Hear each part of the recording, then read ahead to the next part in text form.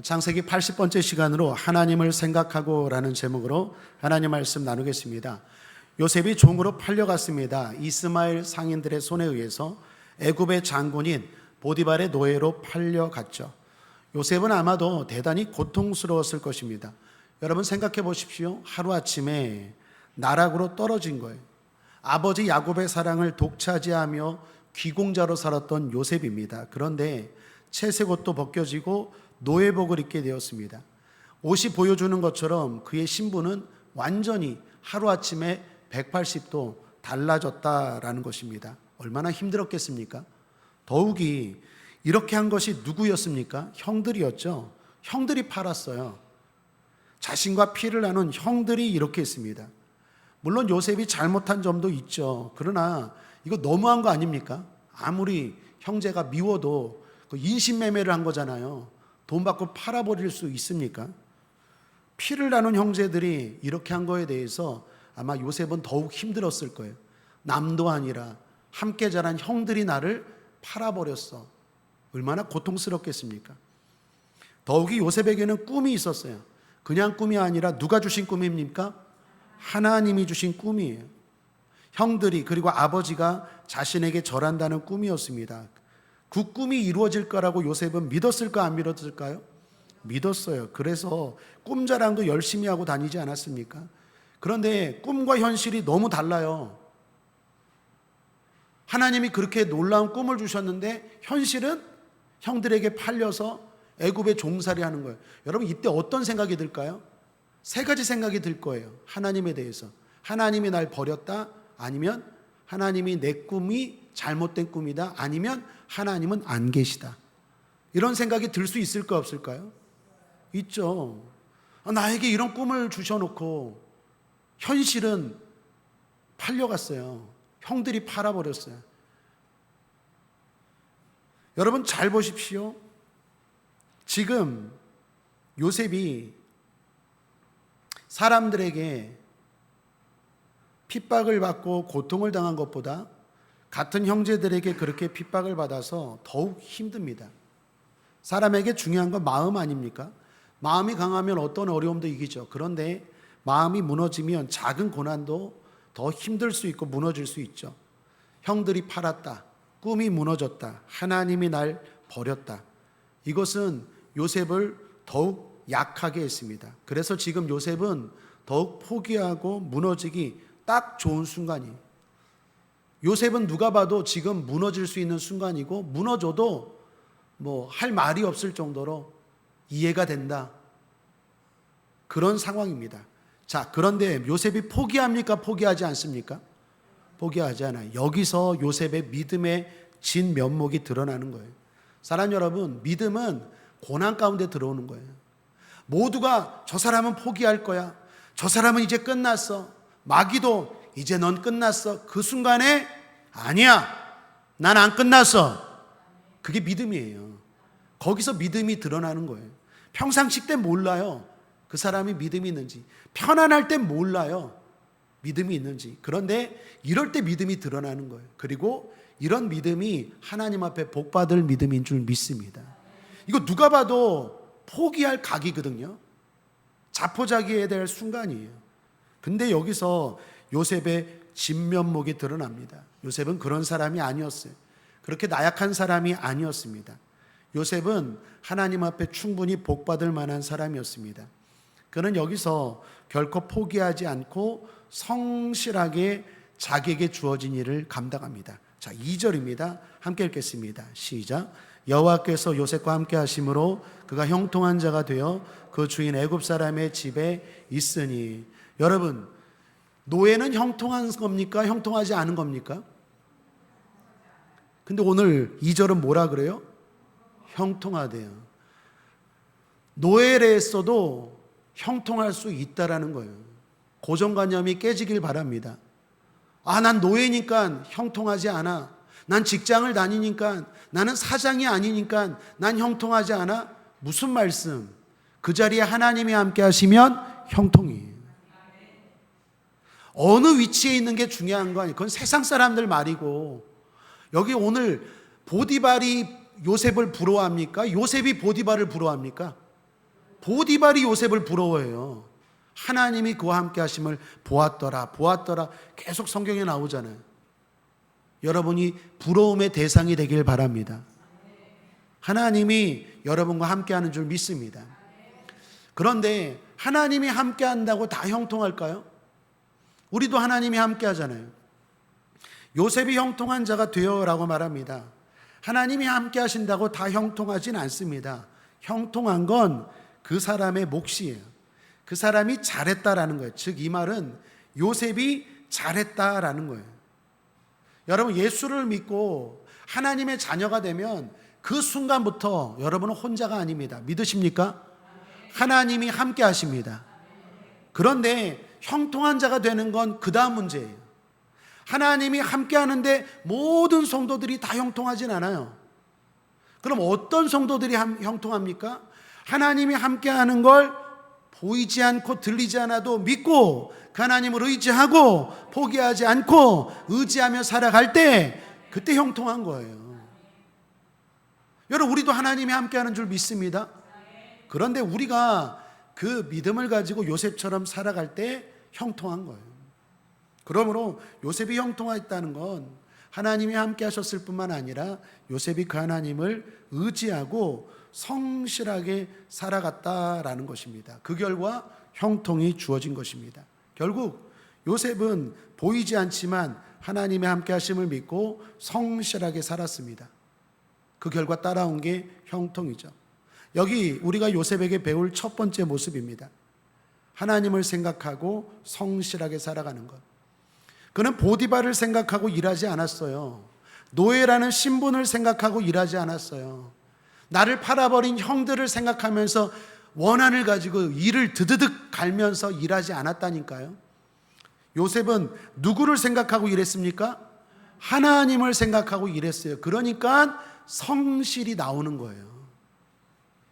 요셉이 한 일은 중요한 일입니까? 중요하지 않은 일입니까? 여러분 노예들이 보통 하는 일이 중요한 일입니까? 중요하지 않은 일입니까? 중요하지 않은 일이죠. 요셉은 지금 보디발 가정의 노예라니까요. 가정부예요.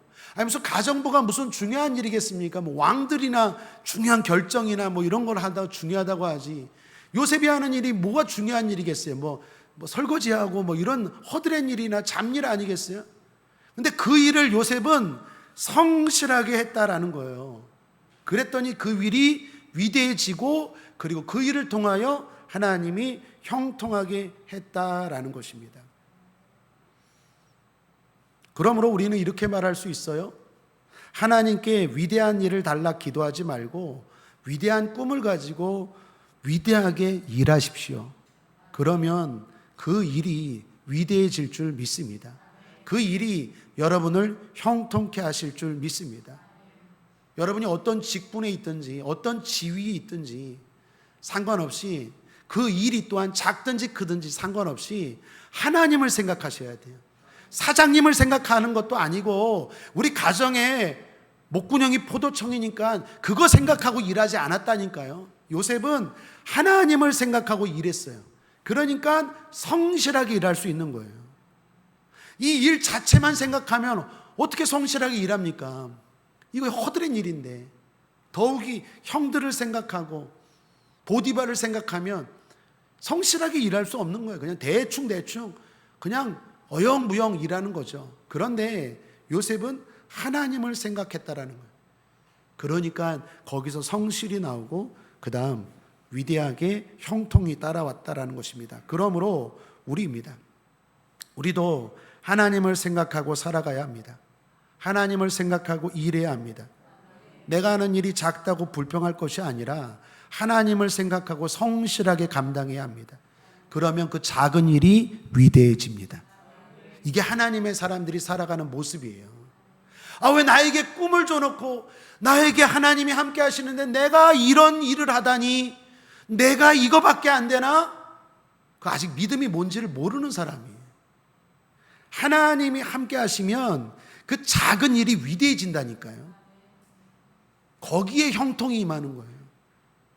그러므로 사랑 여러분, 불평하지 맙시다. 내 삶의 작음에 대해, 초라함에 대해 불평하지 맙시다. 반대로 나의 성실하지 못함에 대해서 회개합시다. 그리고 하나님을 생각하고 성실하게 여러분의 삶을 살아가시기를 주님의 이름으로 축복합니다. 두 번째로 거룩입니다. 하나님을 생각하고 거룩하기. 그렇게 성실한 요셉을 보디발은 가정 총무로 삼았습니다. 그리고 모든 일을 다 맡깁니다. 6절을 보십시오. 함께 읽어보죠. 시작. 주인이 그 소유를 다 요셉의 손에 위임하고 자기 식료 외에는 간섭하지 아니하였더라. 요셉은 용모가 준수하고 아담하였더라. 여기 옛날부터 이 대목을 읽을 때마다 궁금한 점이 있어요. 여기 자기 식료 외에는 간섭하지 아니하였더라. 그러니까 요셉에게 다 맡겼는데 내 식료는 맡기지 않았다라는 거예요. 여러분, 이 식료가 뭘까요? 말 그대로는 음식과 마시는 것. 식료니까 먹는 것과 마시는 것은 요셉에게 맡기지 않고 나머지는 다 맡겼대요. 문자 그대로는 먹는 것과 마시는 건데, 아니 요셉을 믿어놓고 자기가 먹고 마시는 거는 맡기지 못했다? 좀 이해가 되지 않지 않습니까?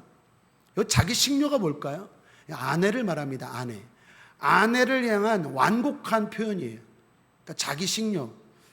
제가요, 우리 집사람이 컨디션이 안 좋을 때 저에게 이렇게 말합니다. 밥돌이라고.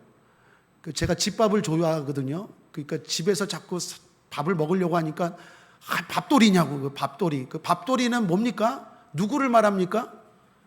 저를 말하죠. 그러니까 여기서 지금 보디발이 내 식료에는 간섭하지 마, 건드리지 마. 그 식료가 내가 먹고 마시는 게 아니라 와이프의 뒤를 보면 또 알 수 있잖아요. 보디발의 아내는 요셉이 뒤에 말하잖아요. 당신만 빼고 당신을 건드리는 건 허락하지 않았습니다. 보디발이 그러면서 요셉이 보디발 아내의 유혹에 넘어가지 않잖아요. 그러니까 자기 식료는요, 문자 그대로는 먹고 마시는 거지만 음식을 말하는 게 아니라 자기 와이프를 향한 완곡한 표현이에요. 그러니까 보디발이 와이프만 건들지 말고 다 맡겼다라는 거예요. 다 맡긴 거예요. 자기 부인 빼고는. 자, 그럴 정도로 요셉은 인정을 받았습니다. 그런데 그런 요셉에게 다시 한번 큰 시련이 찾아오죠. 그건 보디발 아내가 유혹한 것입니다. 이건 강력한 시험이었어요. 앞서 일어난 일들이 핍박과 고난의 시험이라면 이건 달콤한 유혹의 시험입니다. 여러분, 성도는요, 사람은 둘 중 하나로 넘어져요. 핍박으로 넘어지든지 아니면 유혹으로 넘어지든지. 핍박이 강할까요? 유혹이 강할까요? 유혹이 강해요. 다윗도 핍박에서는 이겼는데 유혹에 넘어지잖아요. 삼손도 유혹에 넘어지고. 믿음의 선배들 역사를 보면요, 핍박도 지는 사람도 있어요. 그러나 진짜 믿음이 있는 사람들 어지간한 핍박은 잘 이겨요. 그런데 이 유혹에 다들 넘어가요. 그러니까 마귀는요, 둘 중 하나입니다. 우리를 공격할 때 저 사람을 넘어뜨려야겠다 할 때 핍박을 주거나 아니면 유혹을 줘요. 근데 핍박보다도 더 강력한 시험이고 더 강력한 넘어짐의 원인이 유혹이라는 거예요. 요셉도 마찬가지입니다. 앞서 핍박은 잘 이겼어요. 하루아침에 나락으로 떨어졌어요. 집안의 귀공자였는데 하루아침에 하인으로, 그것도 형들이 팔아버렸어요. 하나님의 꿈이 무너져 버렸어요. 그런 핍박과 고난이 왔어도 요셉은 어떻게 해요? 성실하게 일합니다. 자기에게 주어진 것 한탄하면서, 누구 원망하면서, 복수의 일을 갈면서 칼을 갈고 그렇게 살지 않아요. 성실하게 자기에게 주어진 일을 감당해요. 이기는 거죠. 고난도 이기는 거예요. 핍박도 이겼어요. 자, 그런 요셉에게 또다시 어쩌면 마귀가 지금 시험을 주는 거예요. 어떤 시험이라고요? 유혹의 시험입니다. 보디발의 아내가 유혹합니다. 이 유혹이요, 강력한 시험이라고 할 수 있는 게 지금 요셉의 상황을 보면 그렇습니다. 일단 제가 생각할 때 나이입니다. 나이, 본능. 요셉의 나이가 지금 몇 살쯤 됐을까요? 요셉이요, 애굽으로 팔려갔을 때가 몇 살일까요? 제가 여러분 유인물에 써놓는다는 게 깜빡 잊었어요. 창세기 37장 2절에 보면 요셉이 17살 때 팔려갑니다. 창세기 37장 2절, 야곱의 약전이 이러하니라 요셉이 17세의 소년으로서 라고 말하죠. 그러니까 17살 때 팔려간 거예요. 그리고 애굽의 총리가 몇 살 때 됩니까? 30살에 돼요. 창세기 41장 46절. 창세기 41장 46절을 보면 요셉이 애굽왕 바로 앞에 설 때에 몇 세라? 30세라. 41장 46절. 30세입니다.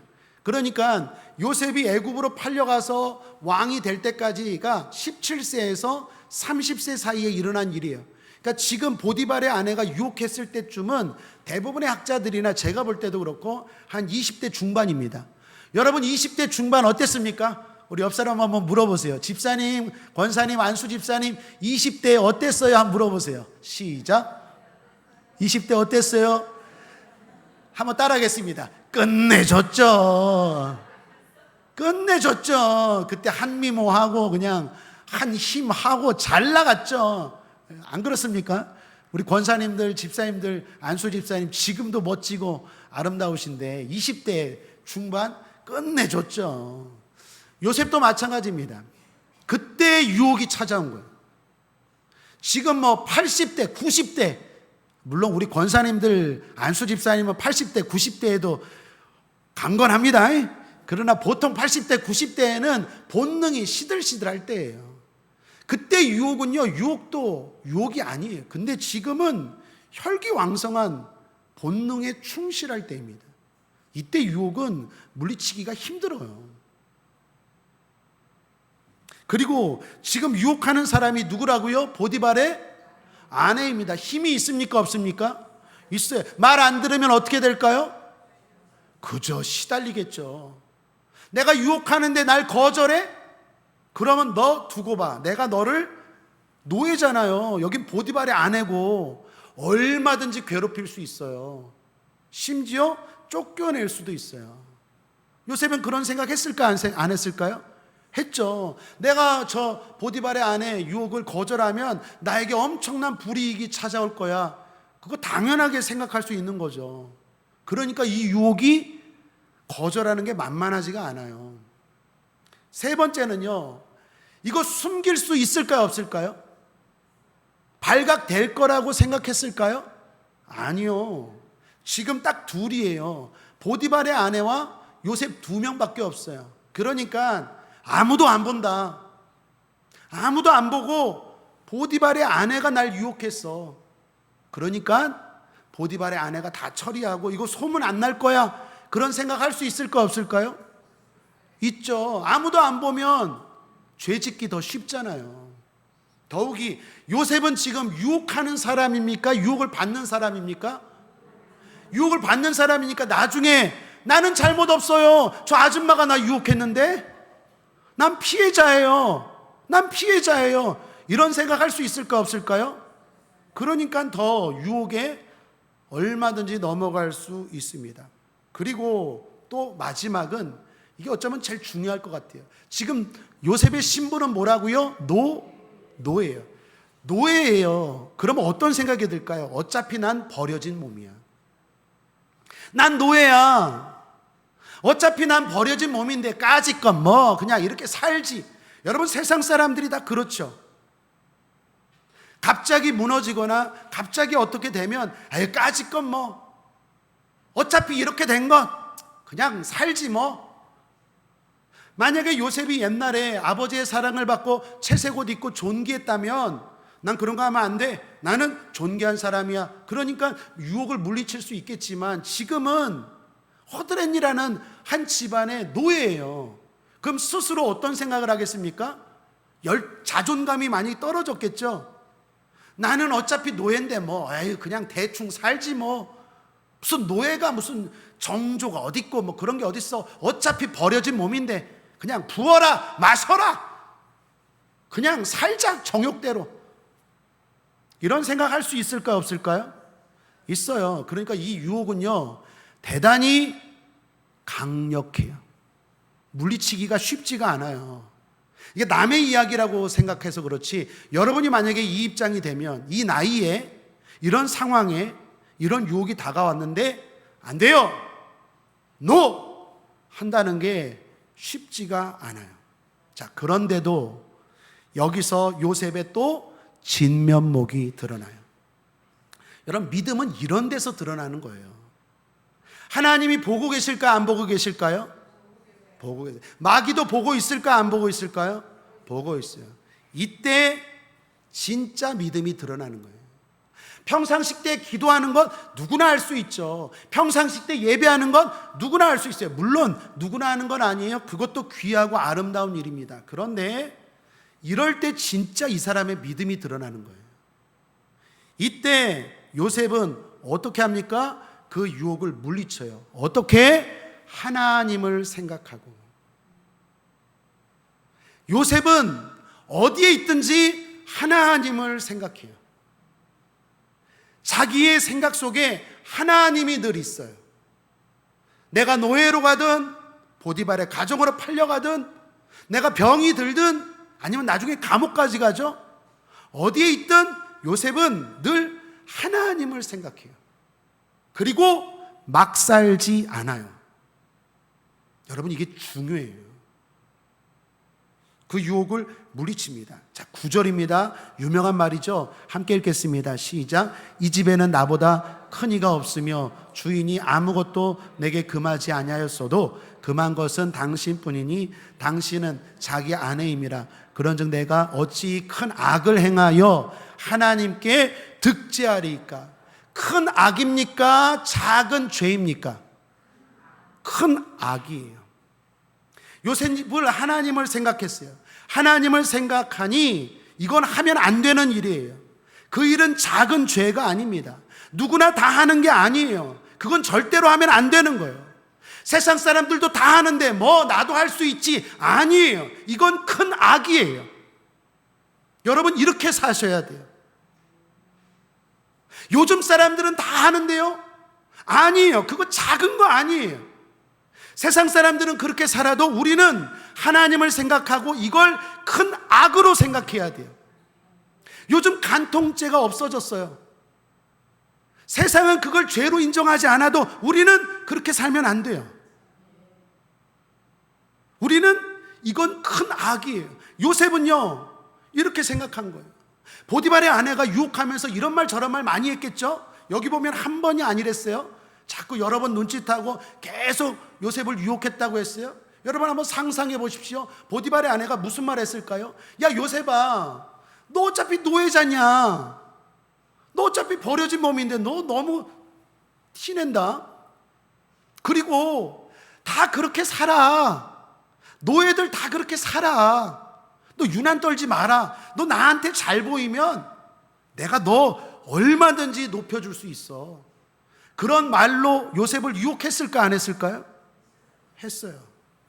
여러분, 마귀는 오늘도 우리를 유혹합니다. 세상 사람들 다 하는 거야. 너 너무 유난 떨지 마. 그거 별거 아니야. 아니요. 그렇게 생각하면 안 돼요. 하나님을 생각하면 이건 큰 악이에요. 그렇게 쉽게 넘어갈 일이 아니라니까요. 이게 복받을 성도의 모습이에요. 이게 하나님의 사람의 모습이에요. 이것이 우리가 추구해야 할 모습이에요. 하나님 앞에서 내가 어찌 큰 악을 행하여 득죄하리이까. 앞서 작은 일도 세상 사람들은 작은 일이라고 말해요. 그 노예가 하는 일, 가정부가 하는 일, 작은 일이. 여러분, 보디발의 노예 중에 요셉만 있었을까요? 아니면 다른 노예들도 있었을까요? 다른 노예들도 많았을 거예요. 그러면 그 노예들이 성실하게 일하는 요셉을 보고 뭐라고 했을까요? 야, 그거 대충 해. 주인 안 봐. 너 어떻게 그런 것까지 그냥 열심히 하니? 그런 말 했을까, 안 했을까요? 했겠죠. 그런데 요셉은 그렇게 작은 일 아니에요. 왜? 하나님을 생각하니까 이거 큰일이에요. 함부로 하고 대충 하면 안 돼요. 성실하게 해요. 다른 사람들은 보디발의 눈치를 보지만 요셉은 하나님의 눈치를 봐요. 그러니까 작은 일이 아니고 큰 일이고 작은 죄가 아니라 큰 악이 되는 거예요. 여러분, 이걸 뭐라고 말합니까? 가치관이 바뀌는 거예요. 예수를 믿는다라는 건 가치관이 바뀌는 거예요. 세상 사람들이 작다고 말할 때 아니야, 그거 작은 일 아니야. 큰 일이야. 세상 사람들이 작은 죄라고 말할 때 아니야. 그거 작은 죄 아니야. 큰 악이야. 이렇게 다르게 말할 수 있는 사람들이 성도예요. 가치관이 바뀌어야 돼요. 로마서 12장에 너는 이 세대를 본받지 말고 마음을 새롭게 함으로 하나님의 변화심을 받아 주의 뜻을 분별하고 살라고 말하지 않습니까? 그게 다른 말로 한마디로 말하면 가치관이 바뀌는 거예요. 세상 사람들이 평가하는 것과 우리가 말하는 평가가 달라야 돼요. 여러분 주변에 예수 안 믿는 친구들 있죠? 그들이 말하는 것과 그들이 판단하는 것과 여러분들이 말하는 것과 판단하는 게 서로 달라야 돼요. 만약에 그게 똑같다면 여러분들 교회 다니지만 예수 믿는 건 아닐 수 있어요. 예수를 믿어도 복받을 믿음은 아닐 수 있어요. 왜 이 요셉이 하나님의 이 요셉 12명 중에서 이 11번째 요셉을 왜 하나님이 복 주셨는지 순간순간 요셉의 진면목이 드러나요. 분명히 무너져야 되는 순간이거든요. 무너져도 할 말이 없을 정도로 여러 가지 어려운 상황이고 그리고 당연한 상황인데 요셉은 무너지지 않아요. 자기 삶을 포기하지 않아요. 함부로 막 살지 않아요. 요셉은 구별되게 살아가요. 거룩하게 살아가요. 하나님을 생각하고. 마지막 세 번째, 그런 의미에서 하나님을 생각하고 존귀하고 위대하게 살아가는 저와 여러분 되길 바랍니다. 요셉은 날마다 유혹하는 보디발의 아내, 그 유혹을 단호하게 거절합니다. 10절을 보십시오. 여인이 날마다 요셉에게 청하였으나 요셉이 듣지 아니하여 동침하지 아니할 뿐더러 함께 있지도 아니하니라. 함께 있지도 아니하니라. 어떤 사람은 목사님 유혹이 너무 많아요. 술에 대한 유혹, 또 여러 가지 유혹이 너무 많아요. 대화를 해보니까 유혹이 많을 수밖에 없어. 왜? 늘 유혹의 자리에 있어. 유혹의 자리에 있으니까 유혹이 많지. 요셉은 어떻게 했다고요? 함께 있지도 아니하니라. 아예 유혹의 자리에 가지를 않았다라는 거예요. 여러분, 유혹을 이기게 하여 주옵소서라고 기도할 게 아니라 유혹의 자리에 가지 마십시오. 하나님, 왜 나에게 이런 유혹이 많습니까? 나에게 이런 유혹이 이길 수 있게 도와주옵소서. 그러면서 늘 유혹의 자리에 가요. 늘 술 좋아하는 친구들 만나고, 늘 세상 좋아하는 친구들 만나고, 그러면 당연히 유혹이 많을까요? 안 많을까요? 많죠. 구역장님 만나고, 수요 예배팀 만나고, 집사님 만나고, 권사님 만나면 유혹이 많을까요? 은혜가 많을까요? 은혜가 많죠. 만나는 사람들이 늘 그런 사람이면서 주여 왜 이렇게 나에게 유혹이 많습니까? 유혹을 이기게 하여 주옵소서. 말이 안 되잖아요. 요셉의 이 모습 본받아야 돼요. 함께 있지도 아니하니라. 아예 그 유혹의 자리를 가버리지 않아요. 악은 모든 모양이라도 버리라고 아예 싹을 잘라버려요. 복 있는 사람은 악인의 꾀를 쫓지 아니하고 죄인의 길에 서지 아니하고 오만한 자의 자리에 앉지도 않아요. 이게 요셉이에요. 그러니까 결론입니다. 복을 주시는 거예요. 사랑하는 여러분, 많은 사람들이 하나님 앞에 복을 바랍니다. 하나님 복을 주세요. 그러면 요셉을 보셔야 돼요. 내가 지금 요셉처럼 살고 있나?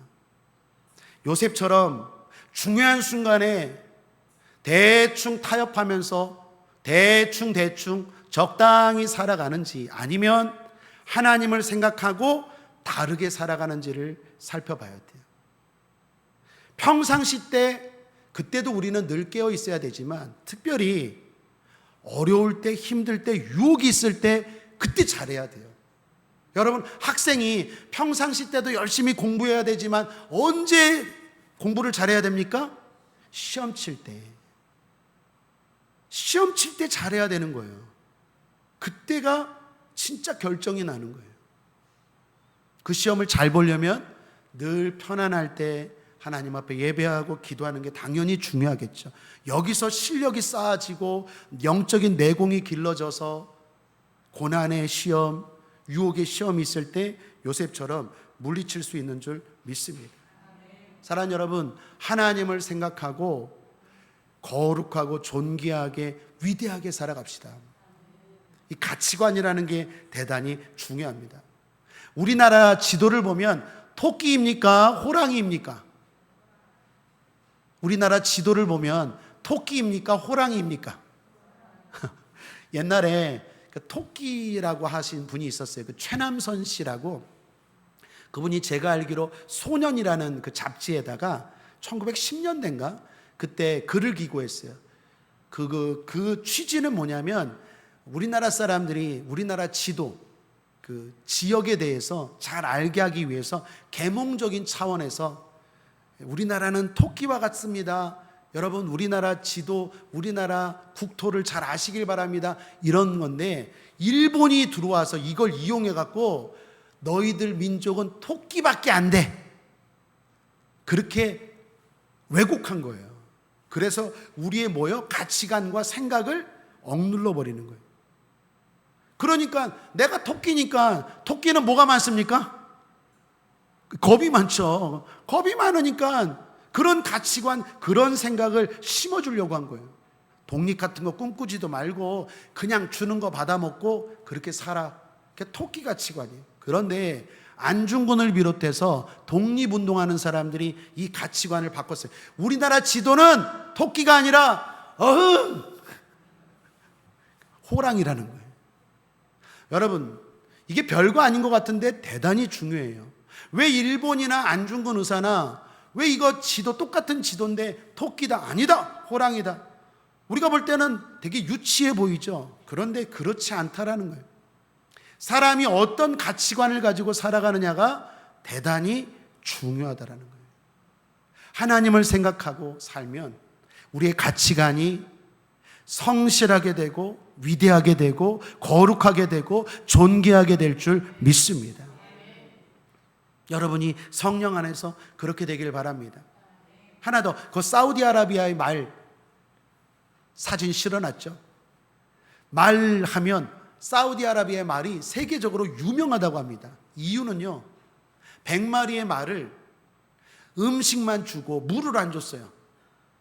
그럼 어떨까요? 목이 엄청나게 타죠. 그런데 또 잔인한 게 그 100마리의 말을 가두고 음식만 주고 며칠 동안 물을 안 주고 그 앞에 강이 이렇게 흐르고 있어. 그걸 이렇게 보게 만든 거예요. 그럼 말의 눈이 막 돌겠죠. 저 물을 먹고 싶어서. 그래서 어느 정도 며칠이 지난 다음에 목이 타는 그 말들의 그 목장 문을 열었어요. 그럼 100마리의 말들이 어떻게 할까요? 그 강가로 막 뛰어갔잖아요. 그때 주인이 호루라기를 삑 불면서, 그 사인은 돌아오라는 사인이거든요. 삑 불었는데 그때 100마리 중에 딱 4마리만 가다가 삑 쓰고 목이 타는 듯한데 삑 쓰고 다시 돌아왔대요. 근데 그 4마리의 말이 사우디아라비아의 말이래요. 그때부터 말하면 세계적으로 사우디아라비아의 말이 최고로 비싸고 명마라고 합니다. 여러분, 우리 기드온의 300용사 뽑을 때도 비슷한 취지의 사건으로 하나님이 기드온의 300명의 용사를 뽑을 때 그렇게 하시죠. 성령 충만함으로 본능대로 살지 말고 하나님을 생각하고 구별되게 살고 거룩하게 살고 막 살지 말고 존귀하게 살고 성실하게 살고 다르게 살아갈 때 우리는 복받을 줄 믿습니다. 그런 사람들에게 주어지는 게 형통인 줄 믿습니다. 사랑하는 여러분, 형통하시기를 주님의 이름으로 축복합니다. 기도하겠습니다. 좋으신 하나님 아버지, 우리 수요 예배 드리는 성도들 다 형통하게 하여 주시옵소서. 감사드리며 예수님의 이름으로 축복하고 기도했습니다. 아멘.